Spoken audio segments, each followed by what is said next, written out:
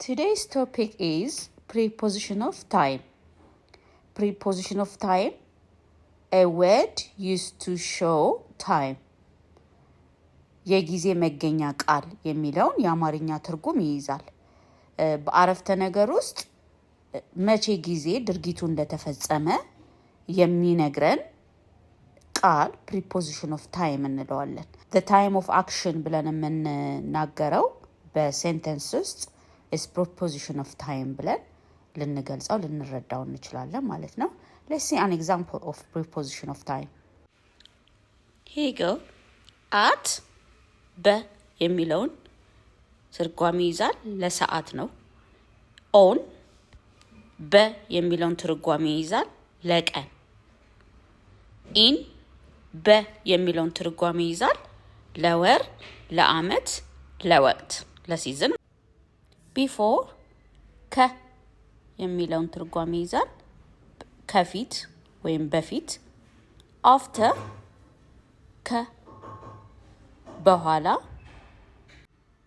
during በጊዜን የምንናገርበት ነው። በዚህ ጊዜ ብለን ለመናገር የሚጠቅመን preposition ነው ማለት ነው። preposition of time ነው። for ለ የጊዜን ርዝመት የሚነግረን ነው።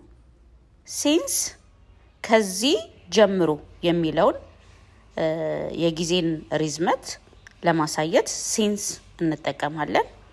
until or till እስከ የሚለውን ትርጓሜ ይይዛል። by እስከ ወይ ደግሞ በፊት የሚለውን ትርጓሜ ይዞ ጊዜን ይነግረናል ማለት ነው። those are preposition of time እንላቸዋለን። Let's see this. At, in, on, they are an example of preposition of time.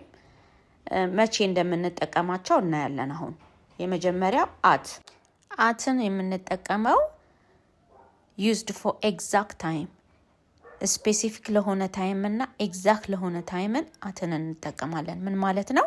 ሰዓቱን ትክክለኛ ሰዓቱን የምንናገር ከሆነ ትክክለኛ ጊዜውን exact የሆነ ጊዜውን የምንናገር ከሆነ at የምትለዋን preposition of time እንጠቀማለን።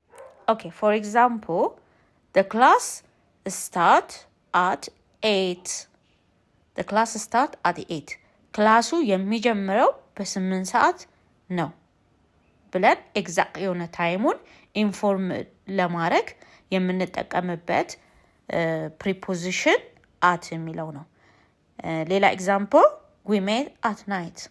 የተገናኘነው ማታ ነው የሚለውን ማታ የምትለውን at night ብለን ነው። so exact ታይሙንና ስፔሲፊክ የሆነ ታይም ለመናገር at የምትለውን preposition of time እንጠቀማለን።